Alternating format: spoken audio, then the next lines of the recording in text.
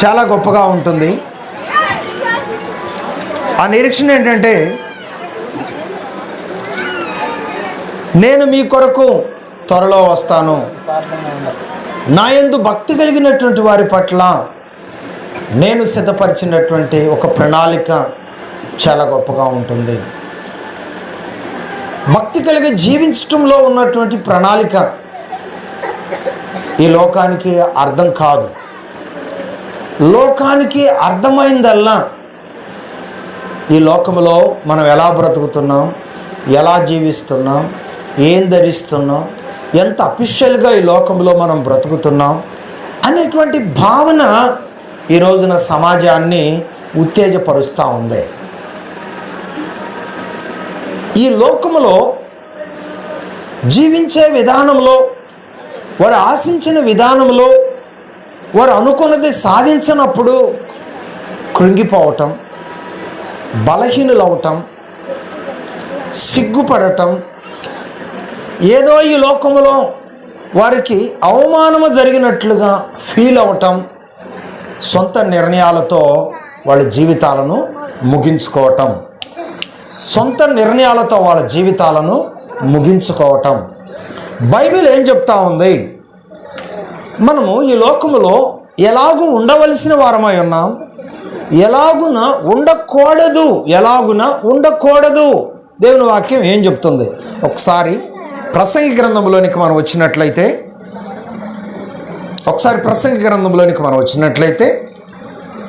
7వ అధ్యాయము 17వ వచనాన్ని జాగ్రత్తగా మీరు గమనించండి. ఇక్కడ చాలా మంచి మాటలు దేవుడు మనకు అందిస్తున్నాడు.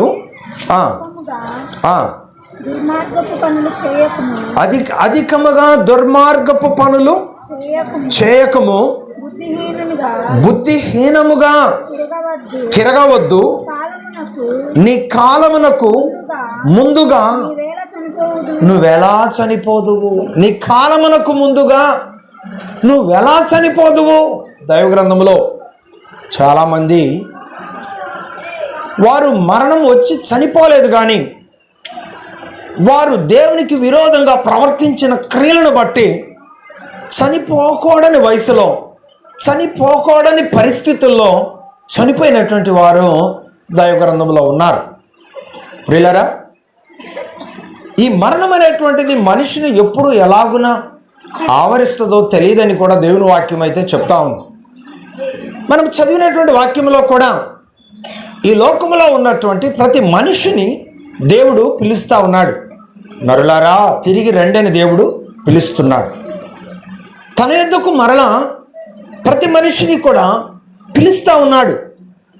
ఆయన పిలుపు వచ్చే వరకు మనం ఎదురు చూసే వారంగా ఉన్నామా, లేక ఈ లోకములో మన యొక్క పరిపూర్ణమైన ఆయుస్సు ముగించబడే వరకు ఈ లోకములో మనం ఉన్నామా, లేక ఈ లోకములో మనము త్వరగా ఈ లోకాన్ని విడిచి వెళ్ళే తొందరపాటు నిర్ణయాలు ఏమైనా తీసుకొని ఈ లోకయాత్ర మనం ముగిస్తున్నామా? ఎలా ఉన్నాం? ఈరోజు చాలామంది తొందరపాటు నిర్ణయాలు, ఈ లోకయాత్ర ముగించటానికి తొందరపాటు నిర్ణయాల వలన ఈ లోకయాత్ర ముగించడం జరుగుతూ ఉంది. ప్రియులారా, దేవుని యొక్క పిలుపు రాకముందే నువ్వెలా మరణిస్తున్నావు, నువ్వెందుకు మరణిస్తున్నావు, అలా మరణించకూడదు కదా అని దేవుని యొక్క వాక్యం తెలియజేస్తూ ఉంది. ఈరోజు మన మరణము ఎలా ఉండబోతుందో ఎవరికీ తెలియదు. మనము ఏ విధంగా ఈ లోకాన్ని విడిచి వెళతామో ఎవరికీ తెలియదు, కానీ విడిచి వెళ్ళటం మాత్రం నిజం. ఈరోజు మనందరము కూడా నమ్మవలసిన విషయం ఏంటంటే, దేవుని బిడ్డలంగా ఆయన యందు భక్తి కలిగి జీవించే జీవితము దేవునికి ఇష్టమైన జీవితం. దేవుని బిడ్డలముగా ఆయన యందు భక్తి కలిగి జీవించిన జీవితములో ఉండి మనం మరణించటం, ఆ మరణం దేవునికి ఎంతో ఇష్టం. ఈ రోజున ఎప్పుడైనా మరణించవచ్చు, ఏ సమయంలోనైనా మరణించవచ్చు, కానీ నీ మరణం దేవునికి ఇష్టమైనదిగా ఉండాలి. నీ మరణం దేవుని పిలుపుకు తగినట్లుగా నీ మరణము ఉండాలి. మరి ఎలా ఉంది ఒకసారి పరిశీలన చేసుకోవాల్సిందిగా ప్రభు పేట నేను తెలియజేస్తున్నాను. ఈ రోజున గమనిస్తున్నట్లయితే ప్రతి యవనస్తుడు, చాలామంది ప్రతి యవనస్తుడు కూడా దేవునికి దూరం అవుతున్నారు, లోకానికి, లోక ఆశలకు దగ్గర అవుతున్నారు. మందు, సిగరెట్లు, గుట్కాలు, ఎయ్యయ్యో అవి చెప్పటానికి కొన్ని పేర్లు అయితే మాకు ఇంకా బాగా తెలియదు. వాటన్నిటికీ బానిసలైపోతున్నారు. ప్రియులారా, వాటి వలన మనిషి త్వరగా ఈ లోకాన్ని విడిచి వెళ్ళే అవకాశము ఏర్పడుతుంది అని గ్రహించాలి. ప్రతి మనిషి కూడా, ఈ లోకములో జన్మించిన ప్రతి మనిషి కూడా సృష్టికర్తను స్మరించే విధానం కలిగి ఉండాలని దేవుని వాక్యం తెలియజేస్తాను. నీ బాల్యదిని ముందే నీ సృష్టికర్తను స్మరణ చేసుకోమని దేవుని వాక్యం తెలియజేస్తాను. అందుకే బైబిల్ కూడా ఏం చెప్తుందంటే, పెద్దవారు దేవుని యందు భయభక్తులలో జీవించాలి, పెద్దవారు వారి బిడ్డల కొరకు ఎల్లప్పుడూ ప్రార్థించే విధంగా ఉండాలి, వారి బిడ్డలను బాల్యదినముల నుండే దేవునిలో కూర్చోబెట్టే అనుభవాలలో ఉండాలి. మీరు పెద్దవారు ప్రార్థనా పరులుగా ఉన్నారు, మరలా మీ అనుభవాలు మీ బిడ్డల్లోనికి ప్రవేశించాలి, మీ ప్రార్థన మీ బిడ్డలకు ప్రాప్తించాలి. ఆ బిడ్డలలో ఉన్నటువంటి ఆ ప్రార్థన అనుభవాలు వారి ద్వారా రాబోయే సంతానికి వ్యాప్తి చెందాలి. ఆ విధంగా కృప వెంబడి కృప, ప్రార్థన, భక్తి జీవితం, పెద్దవారు కలిగి ఉన్నటువంటి ఆ అనుభవాలు మీ బిడ్డలకు మీరు నేర్పకపోతే, మీరు 30 సంవత్సరాల నుండి ప్రార్థన చేసినా మీరు ఫెయిల్ అయిపోయారు. దేవుని దగ్గర మీరు ఫెయిల్ అయిపోయినట్లు లెక్క. మారు మనసు పొందిన బిడ్డ తన ప్రయత్నం అంతా ఎలా ఉండాలో తెలుసా? నేను ప్రభువుని నమ్మాను, నేను ప్రార్థన చేస్తున్నాను, నేను దేవుని బిడ్డగా జీవిస్తున్నాను, నా యజమానుడు కూడా త్వరగా మారాలి, నా యజమానుడు మారాలి అని నీ యజమానుడి కొరకు, నీ యజమాని మార్పు కొరకు ఎంతమంది ఉపవాసాలుండి ప్రార్థన చేస్తూ వచ్చారు. అయ్యా, నా యజమానుడు తాగుతున్నాడయ్యా, నా యజమానుడు కఠినుడిగా ఉంటున్నాడయ్యా, కఠినమైన మనస్సు కలిగి ఉంటున్నాడయ్యా, నన్ను మార్చిన దేవా నా యజమానిని కూడా మార్చయ్యా అని చెప్పి యజమానిని మార్పు కొరకు ఎంతమంది ప్రార్థన చేస్తున్నారు, ఎంతమంది ప్రార్థన చేస్తున్నారు. కొంతమంది యజమానురాళ్ళు కూడా యజమానుని యొక్క బలహీనతలను అడ్డం పెట్టుకొని వాళ్ళకి నచ్చినట్లుగా ప్రవర్తించే మహాను రాండ్రులు కూడా చాలామంది ఉన్నారు. అదొక ఛాన్స్గా, వాళ్ళ మార్పు లేని జీవితం, వారు తాగబోతు జీవితాన్ని ఒక ఛాన్స్గా ఉపయోగించుకొని ఇష్టానుసారమైన తలంపులలో పరిగెత్తేవారు కొందరుంటే, కొంతమంది ప్రియులరా వారి ఆలోచన విధానాలను ఎటు మలుచుకుంటున్నారో అర్థం కాని పరిస్థితుల్లో ఈ రోజున జీవిస్తూ ఉన్నారు. అందుకే దేవుని బిడ్డలముగా ఆయన సన్నిధిలో మోకరించి ప్రార్థించే వారముగా ఈరోజు నీవు గుర్తించవలసినటువంటి అతి శ్రేష్టమైన మాట ఏంటంటే, నా మరణం నాకు తెలుసు, ఏదో ఒక రోజు నేను మరణిస్తానని తెలుసు. అయితే నా మరణం ప్రభువునందు విశ్వాసము కలిగినటువంటి మరణముగా ఉండాలి, ప్రభు ఇష్టపడే మరణముగా నా మరణము ఉండాలి అని చెప్పి ప్రతి మనిషి కోరుకోవాలి. దేవుని యందు భయభక్తులు కలిగినటువంటి ప్రతి మనిషి కోరుకోవాలి. మరి అలా కోరుకుంటున్నారా? అలాగే ఈరోజు స్త్రీలు ఎక్కడ పట్టినా దేవుని బిడ్డలుగా ప్రార్థనకు వస్తూ ఉన్నారు, పాటలు పాడుతూ ఉన్నారు, ప్రార్థన చేస్తూ ఉన్నారు. మంచిదే. ఇంతకుముందు నేను తెలియజేసినట్లుగా నీవు మారినట్టుగా నీ యజమానుడు మారాలి అని ఎంతమంది ప్రార్థన చేస్తున్నారు? దయచేసి ఒక్కసారి మీరు గమనించి అర్థం చేసుకోవాల్సిందిగా ప్రభువు పేట నేను కోరుతా ఉన్నాను. దేవా, నన్ను మార్చిన దేవా నీకు స్తోత్రాలు, నా యజమానుని కూడా మార్చయ్యా, నా యజమానుడు కూడా నాతో కలిసి నీ రాజ్యములో స్థలాన్ని సంపాదించుకునే విధంగా నా యజమానుని పట్ల నీ కృపదయ చేసి నా యజమానుని మార్చు ప్రభువా అని ప్రతివారు కూడా ప్రార్థించే మనస్సు కలిగి ఉండాలని దేవుని వాక్యం తెలియజేస్తాను. ఏమండి, సుఖము కష్టము మనిషి బ్రతికున్నప్పుడే వీటిని అనుభవించాలని దేవుడే మానవ జీవితంలోనికి వాటిని అనుమతించాడు. వింటున్నారా? సుఖమును కష్టమును మనిషి అనుభవించాలని దేవుడే వాటిని అనుమతించాడు. కష్టాలు రావటంతోనే దేవుడు నాతో లేడులే, నేను అనుకున్నది సాధించలేదుగా, ఈ బావిలో దూకి సస్తా, ఈ నదిలో దూకి సస్తా, ఈ రైలు కింద పడి సస్తా, ఈ మందు దాగి సస్తా, ఈ ఆలోచనలన్నీ కూడా ఈరోజు ప్రతివారు కలిగి ఉంటూ ఉన్నారు. మరి అది దేవుని చిత్తానుసారమైన ఆలోచన?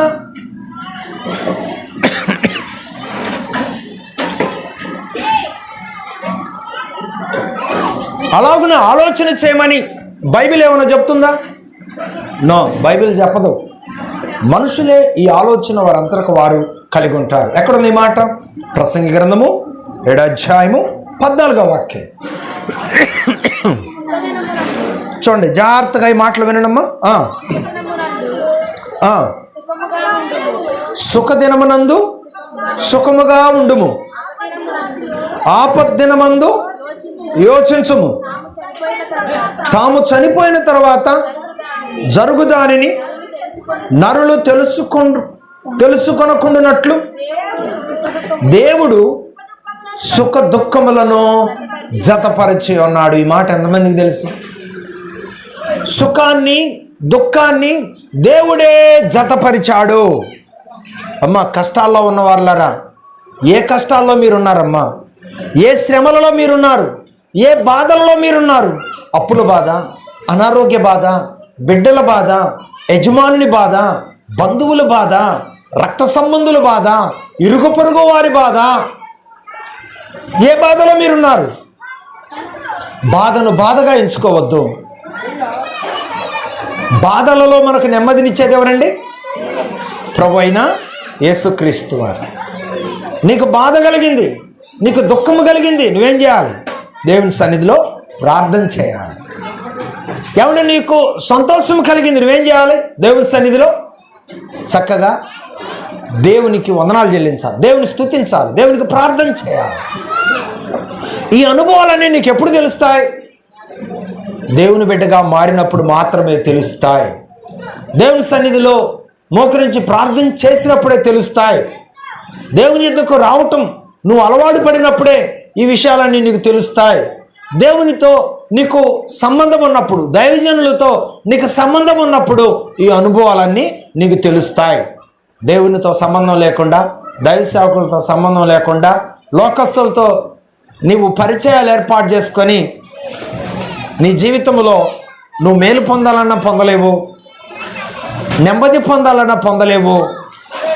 ఈ భూలోకంలో ఎంత సమృద్ధి ఉన్నా ఆ సమృద్ధి నీ జీవితానికి ఏమాత్రము సంతోషాన్ని కలిగించదు అనే వాస్తవాన్ని గుర్తుపెట్టుకొని దేవుని సహవాసాన్ని నువ్వు అనుసరించడానికి ప్రయత్నం చేయాలి. ప్రతి ఒక్కరు కూడా దేవుని వాక్యం తెలియజేస్తాం.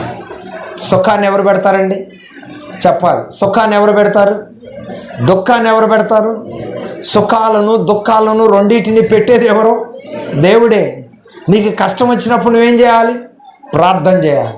నువ్వు సుఖాన్ని అనుభవిస్తున్నప్పుడు ఏం చేయాలి? ప్రార్థన చేయాలి. ప్రభా, ఈ స్థితిలో నన్ను ఉంచినందుకు నీకు వందనాలు అని చెప్పి ఏం చేయాలంటే దేవునికి ప్రత్యేకమైన కృతజ్ఞతా వందనాలు చెల్లించే బిడ్డగా నువ్వు ఉండాలని దేవుని వాక్యం తెలియజేస్తాను.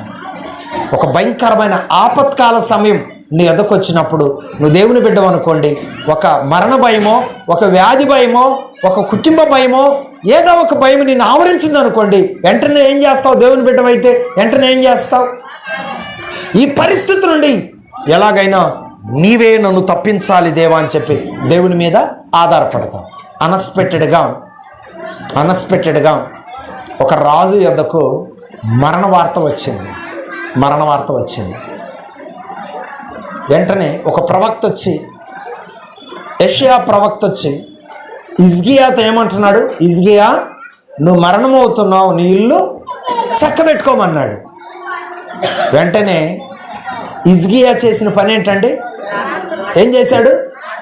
అదే మనోళ్ళు అయితేనా కలవరపడి 10 ఏళ్ళోడు కూడా లేచినట్టు ఏడుతారు, కూర్చొని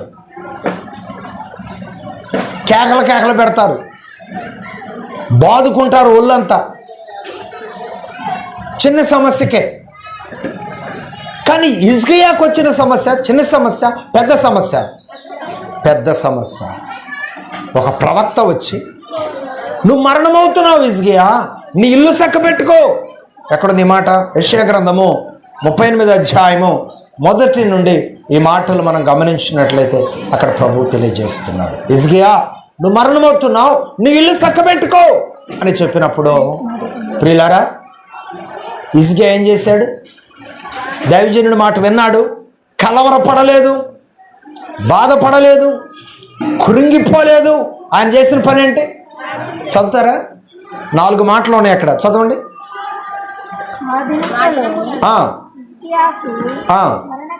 ఆ దినములలో హిజ్కియాకు మరణకరమైన రోగము కలుగగా ఆమోజు కుమారుడనైన యెషయా అతని యొద్దకు వచ్చి, నువ్వు మరణమవుచున్నావు, బ్రతకవు గనుక నీవు నీ ఇల్లు చక్కబెట్టుకునమని యెహోవా సెలవిచ్చుచున్నాడని చెప్పగా, అతడు తన ముఖమును గోడ తట్టు త్రిప్పుకొని, యెహోవా యథార్థ హృదయుడనై సత్యముతో నీ సన్నిధిని నేనెట్లు నడుచుకుంటునో, నీ దృష్టికి అనుకూలముగా సమస్తమును నేనెట్లు జరిగించుతున్నో కృపతో జ్ఞాపకము చేసుకోమని, కృపతో జ్ఞాపకము చేసుకున్నామని హిజ్కియా కన్నీళ్లు విడుచుచు యెహోవాను ప్రార్థింపగా. హిజ్కియా దేవుని బిడ్డ కనుక ఒక మరణ వార్త విన్నప్పుడు, ఒక కఠినమైన సమస్య విన్నప్పుడు ఏమండి, వెంటనే అతను దేవుని తట్టు చూశాడు, దేవుని సన్నిధిలో ప్రార్థించాడు. అతని ప్రార్థన దేవుడు విన్నాడు. వెంటనే చనిపోవలసిన వ్యక్తి 15 సంవత్సరాలు ఆయుస్సును పొందుకొని చాలా గొప్ప రాజ్య పరిపాలన చేశాడు. ఈ రోజున నువ్వు దేవుని బిడ్డవైతే ఏది ఏమైనా మొదటగా దేవుని మీద ఆధారపడతావు. ఎక్కువగా స్త్రీలు దేవుని కలిగి ఉంటారు. గుర్తుపెట్టుకోండి, ఒక కుటుంబాన్ని కాపాడాలన్న స్త్రీయే ఒక కుటుంబాన్ని నామరూపాలు లేకుండా నాశనం చేయాలన్నా ఏమనుకోబాకండమ్మా, ఓకేనా? ఒక కుటుంబానికి గౌరవం తీసుకురావాలన్న స్త్రీయే ఒక కుటుంబాన్ని బజారు పాలు చేయాలన్న స్త్రీయే.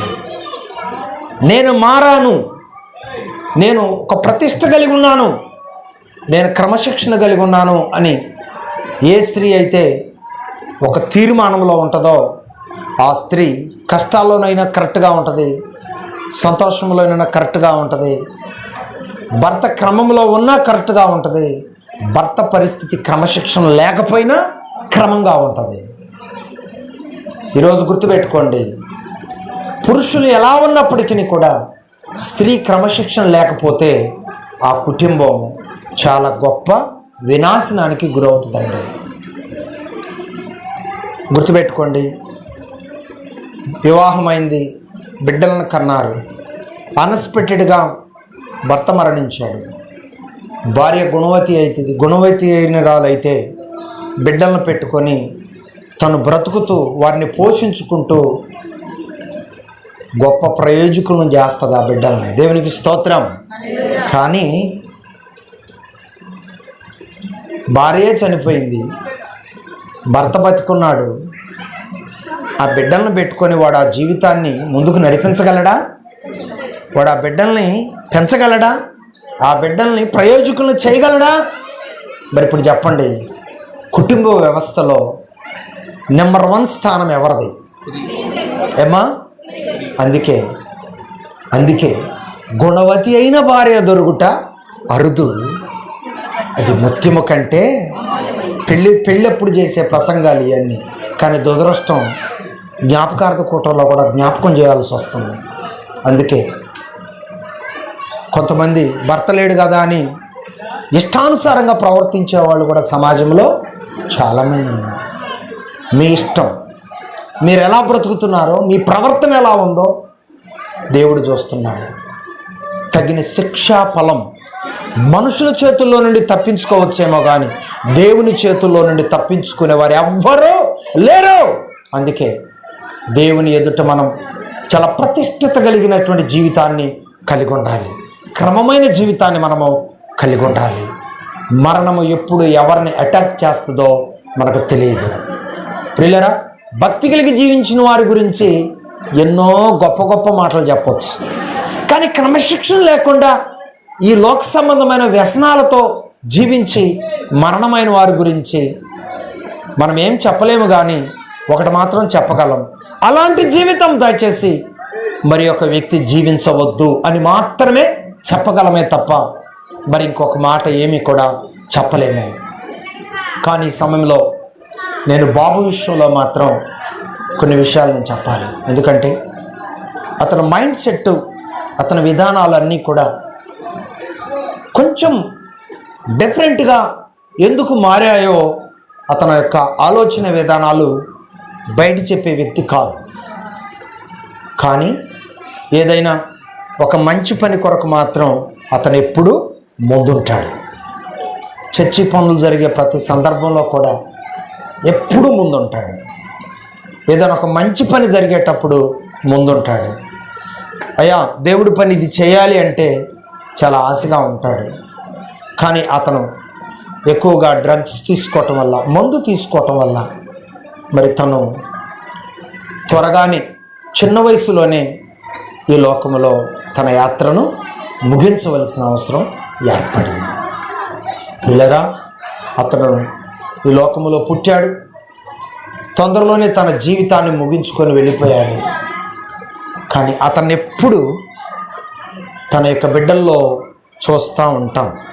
ఆ పిల్లలు కనపడ్డప్పుడు వారిని చూస్తూ ఉంటే ఆ బాబును ఈ లోకంలో కోల్పోలేదు అన్నట్లుగా ఉంటుంది. ఆ పిల్లోని చూస్తూ ఉంటే, అమ్మాయిని చూస్తూ ఉంటే ఆ ఆలోచనలు వస్తూ ఉంటాయి. ప్రియులరా, ఏదేమైనప్పటికీ బాబు ఈ లోకయాత్ర ముగించాడు. కానీ ఒక ప్రత్యేకమైన బాధ్యతను దేవుడు ఎవరి మీద మోపాడంటే తన భార్య మీద మోపాడు. మరి అమ్మాయి క్రమంగా దేవుని వైపు చేతులెత్తి ప్రార్థన చేసుకొని ఆ బిడ్డలను ఒక పట్టుదలతో ఆ బిడ్డలను ఒక గొప్ప వీరులుగా మార్చే అవకాశాన్ని దేవుడు ఆ బిడ్డ చేతుల్లో పెట్టాడు. దేవునికి స్తోత్రం, హల్లెలూయా. ఒకానొక సమయం వచ్చినప్పుడు హాగరు, శారా ఇద్దరు కలిసే ఉన్నారు. కానీ వారికి ఎందుకో ప్రాబ్లమ్స్ వచ్చాయి. హాగరును, ఇస్మాయేలును అబ్రహాము తన ఇంట్లో నుంచి పంపించవలసిన అవసరం ఏర్పడింది. కొంత దూరం వెళ్ళిన తర్వాత ఇస్మాయేలుని అల్లంత దూరం పడేసి అబ్రహాము మీద బెంగతో, దిగులుతో ఆలోచన చేస్తూ ఉంది. ఆ బిడ్డకు ఆకలై అరుస్తూ ఉన్నాడు. ఆ బిడ్డను మర్చిపోయింది. అబ్రహాం ఏంటి నన్ను ఇలా చేశాడనే దిగులుతో, వేదనతో ఉంటూ ఆ బిడ్డను మర్చిపోయినప్పుడు వెంటనే దేవుడు ఆ బిడ్డను గద్దించాడు. ఆ బిడ్డను గద్దించి, నీతో నేనున్నాను, ఆ బిడ్డతో నేనున్నాను, ఆ బిడ్డను తీసుకో, సంకన పెట్టుకో, పక్కన చెలయేరుంది, నీళ్లు త్రాపించు, ఆ బిడ్డను నేను వీలు కాండి చేస్తాను అని దేవుడు వాగ్దానం చేశాడు. దేవునికి స్తోత్రం. ఇక అబ్రహామును మర్చిపోయింది. ఆ బిడ్డతో మాట్లాడినా దేవుని మీద ఆధారపడింది. ఇంకొక శరీర తోడు కోరుకోలేదు. అన్నిటికీ దేవుణ్ణి తోడు కోరుకుందే. తన కుమారుని కొరకు ప్రార్థన చేస్తూ వచ్చింది. ఈరోజు అతని వంశావళి ప్రపంచం మొత్తంలో అత్యున్నతమైన వంశావళిగా విస్తరించింది. ప్రపంచం మొత్తంలో అత్యున్నతమైనటువంటి వంశావళిగా విస్తరించింది. ఇంకొక మాట చెప్పనా, యాకోబు ద్వారా 12 మంది వంశావళి లోకంలోనికి వస్తే వారు యూదులుగా పరిగణించబడ్డారు. యూదులు తక్కువగా ఉంటారు జనాంగం. మన దేశంలో కూడా ఉన్నారు, చాలా దేశాల్లో స్థిరపడ్డారు. కానీ సంఖ్యలో యూదులు తక్కువగా ఉంటారు. కానీ తక్కువగా ఉన్నప్పటికీ కూడా గుర్తుపెట్టుకోండి, తక్కువగా ఉన్నప్పటికీ కూడా యూదులంతా కూడా ప్రపంచాలను ఏలే విధమైనటువంటి జ్ఞాన సంపన్నులుగా దేవుడు వారిని ఆశీర్వదించాడు. ఈరోజు అమెరికా అగ్రదేశం. కానీ అమెరికా అగ్రదేశాన్ని ఎన్నుకొని నడిపించేది ఎవరో తెలుసా? యూదులు. అలాంటి ఉన్నతమైనటువంటి ప్రపంచంలో ఎవరికి ఇవ్వని జ్ఞానాన్ని యూదులకిచ్చాడు. ప్రపంచంలో ఎక్కువగా సంతానాభివృద్ధి విస్తరించినటువంటి వాళ్ళకేమో వినాశన మార్గాలను వారు నేర్చుకున్నారు. వాగ్దాన పుత్రులేమో అభివృద్ధి పదంలో వెళ్తూ సమాజానికి మేలుకరమైన విషయాలలో సాగిపోయారు. వీరేమో వినాశనకరమైన పరిస్థితుల్లోనికి వెళ్తూ వచ్చారు. సరే, ఏది ఏమైనప్పటికీ దేవుని వాగ్దానం మధ్యలో మారితే మనం ఏం చేస్తాం? దేవుని వాగ్దానం మాత్రం ఆశీర్వాదకరమైన వాగ్దానమే ఇచ్చాడు. మరి మధ్యలో సాతాను ప్రవేశించి వాళ్ళ మనస్తత్వాలను మార్చినప్పుడు దేవుడు మాత్రం ఏం చేస్తాడు? ఏమండి, అవ్వ ఆదామును దేవుడు మంచిగానే పుట్టించాడు, మంచిగానే సకల సౌకర్యాలు కలిగించాడు. మధ్యలో పుట్టింది గుణం, మధ్యలో పుట్టింది గుణం. ఏం గుణం పుట్టింది మధ్యలో? చెప్పండి అమ్మా. అపవాది మాట వినే గుణం పుట్టింది. నీకెవరూ ఆపలేకపోయారు, అంతటితో పతనం అయిపోయారు. జాగ్రత్త. కొంతమంది కూడా ఆత్మీయంగా ఎదుగుతారు, మధ్యలో వస్తాయి. ఇక వాటిని పట్టుకొని ఉన్నదాన్ని ఓడగొట్టుకొని మధ్యలో వచ్చిన దాన్ని ఎమ్మడబడి పోతూ ఉంటారు. ఇది జీవితానికి సాక్ష్యం కాదు, బ్రతుకులో క్షేమాభివృద్ధిని కలిగించే మార్గాలు కానే కాదు. అందుకొరకై ప్రియులారా, అలనాడు ఆదాము ద్వారా వచ్చినటువంటి ఆ భయంకరమైనటువంటి పాపం ఎప్పటికైనా కూడా సమాజాన్ని వెంబడిస్తూ ఉండగా కడపటి ఆదాము అయిన యేసుక్రీస్తు వారి మరణం ద్వారా ఈరోజు ప్రతి మనిషికి ఒక ఆశ కలిగింది. ఏంటి ఆశ? యేసు ప్రభు సమాధిని జయించాడు. అలాగే ఈ లోకంలో ప్రతి మనిషి శరీరానుసారమైన మరణాన్ని పొందిన దేవుని బిడ్డగా ఈ లోకములో బ్రతికున్నప్పుడే దేవుని బిడ్డగా మారినట్లయితే ఆ బిడ్డకు ఇక శాశ్వతమైన మరణము ఉండదు. దేవునితో కలిసి శాశ్వతంగా ఆనందించే పరలోక మహిమ ఉంటుంది అనేటువంటి నిరీక్షణ దేవుని బిడ్డలైన వారికి దేవుడు అనుగ్రహించాడు. అందుకే యోహాను సువార్త 14 మొదటి వచనంలో ఆయన అన్నాడు, నేను మీ కొరకు స్థలము సిద్ధపరచటానికి వెళ్తూ ఉన్నాను, నేను మరలా వస్తాను, నా యందు భక్తి కలిగిన వారందరినీ నేను సిద్ధపరిచిన స్థలములలోనికి తీసుకెళ్తానని ప్రభు వాగ్దానం చేశాడు. ఇప్పుడు క్రైస్తవుల నిరీక్షణ ఏంటండి? క్రైస్తవుల నిరీక్షణ ఏంటి? శరీర మరణం అందరికీ వస్తుంది. ఈ మరణము తరువాత దేవునితో జీవించే ఒక మహా గొప్ప భాగ్యాన్ని మనం కలిగి ఉంటాము అని క్రైస్తవ నిరీక్షణ. ఆ నిరీక్షణలో మనందరము సాగిపోవాలి, మనందరము స్థిరపడాలి, మనందరము నిలిచి ఉండాలి. అలాగే ప్రియులారా, ఈ అనుభవాలను, ఈ ఆనందాన్ని నువ్వు దేవుని బిడ్డగా ప్రాణంతో బ్రతుకున్నప్పుడు, దేవుని బిడ్డగా మారి దేవుని మహిమ కొరకు నువ్వు జీవించినప్పుడే ఈ ఆనందకరమైన స్థితిని నువ్వు అనుభవిస్తావు.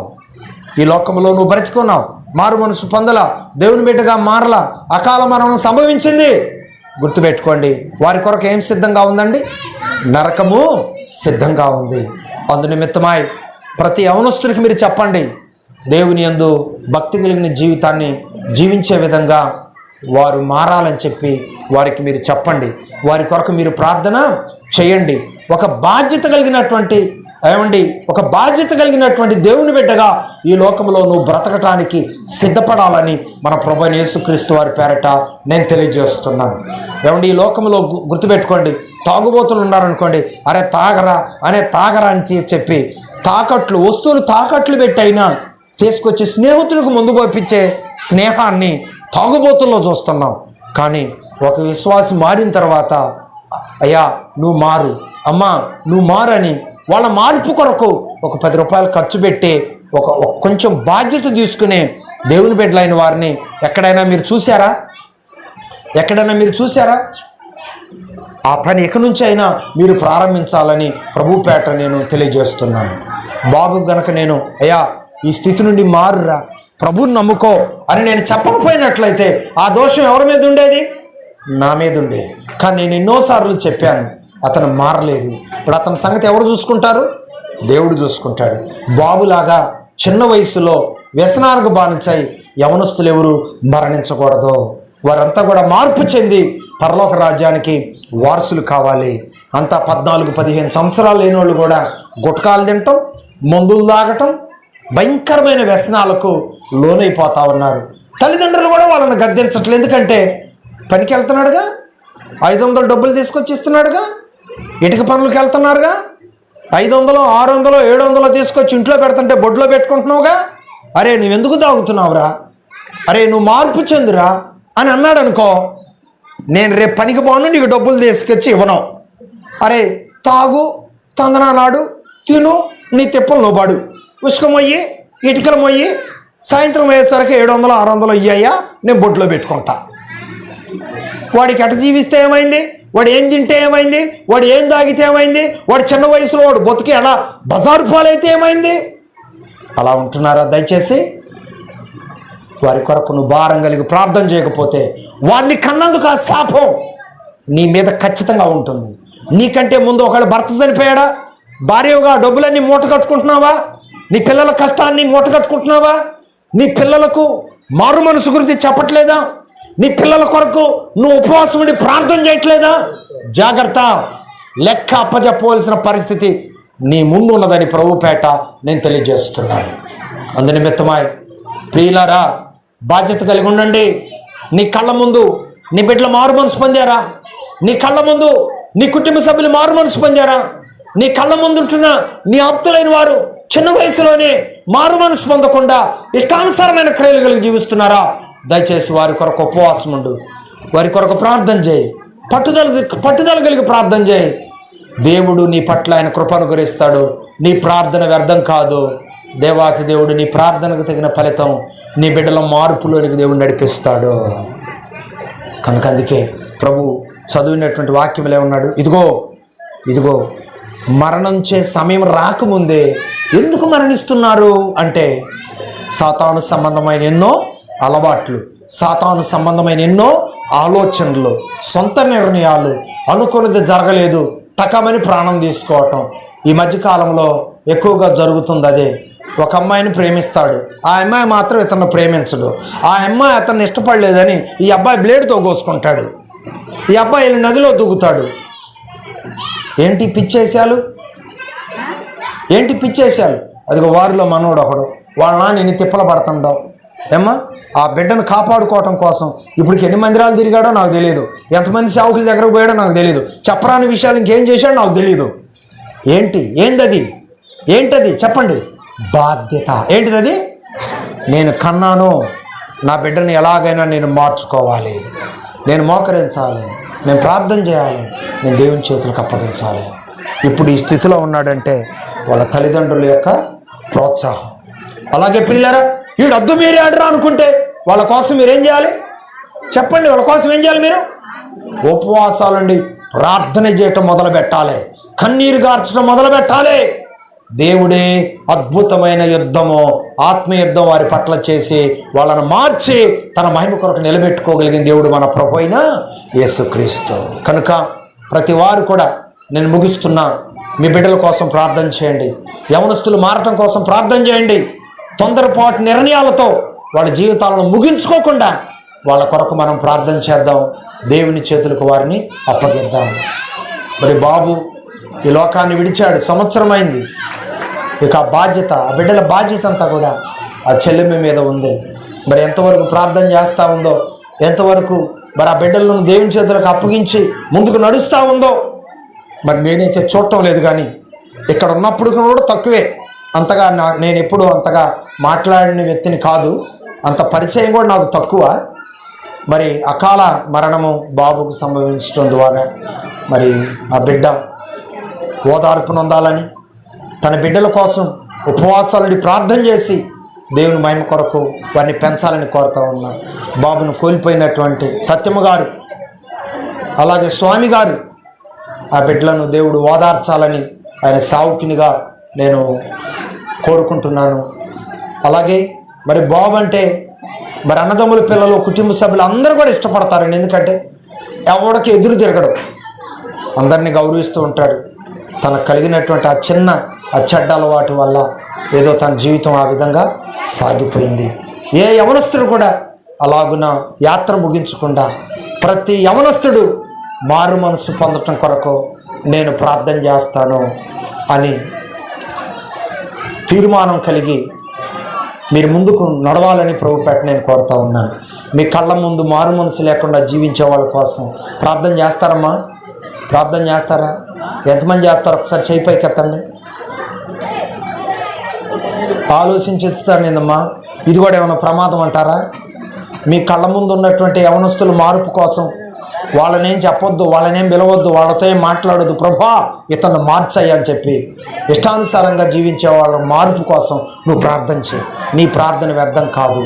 నీ ప్రార్థన ఆయన ఎదలో భద్రం చేసుకొని వాళ్ళు మారు మనసు పొందే విధంగా ప్రభు సహాయము చేస్తాడని ప్రభుపేట నేను తెలియజేస్తూ, మరి అప్పుడే సంవత్సరం అయిందా బాబు మరణించి అన్నటువంటి ఆలోచన కలుగుతూ ఉంది. మరి ఆ బిడ్డను కోల్పోయిన తన కుటుంబానికి దేవుడు ఆదరణ కలిగించి ఆయన కృపలో ఉద్ధరింపు చేసి ముందుకు నడిపించునుగాక. ఆమేన్, ఆమేన్, ఆమేన్.